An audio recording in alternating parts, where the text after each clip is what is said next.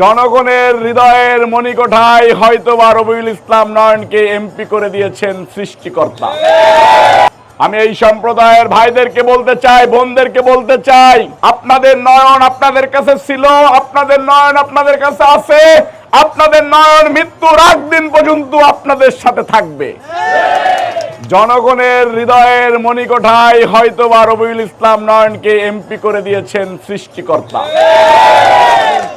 আপনাদের ফোন শেষ হওয়ার আগে, আপনারা আমার নাম মুখ থেকে নামানোর আগে সৃষ্টিকর্তা যেন আপনাদের দুয়ারে আমাকে পৌঁছে দেয়, আপনারা আমাকে সেই সহযোগিতাটা করবেন, সেই দোয়াটা করবেন।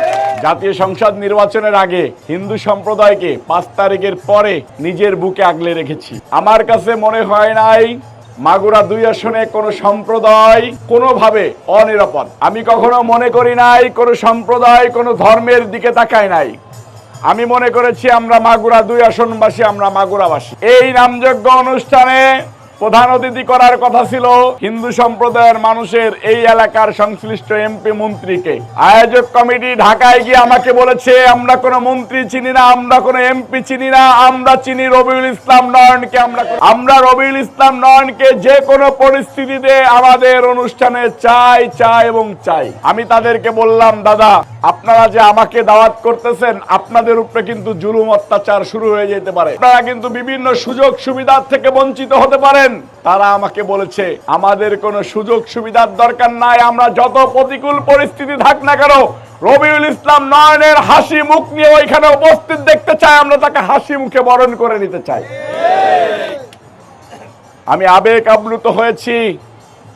আমার কাছে মনে হয়েছে পৃথিবীর সব কিছুর যদি বাধা আমার সামনে এসে দাঁড়ায়, তারপরেও এই নামযজ্ঞ অনুষ্ঠানে আমাকে ঠেকাইতে পারবে না। আমি চলে এসেছি।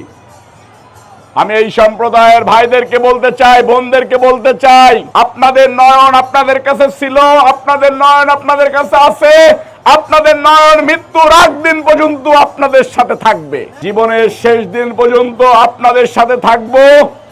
শরীরের শেষ রক্ত আপনাদের জন্য বিলু করে তারপরে যাব ইনশাআল্লাহ।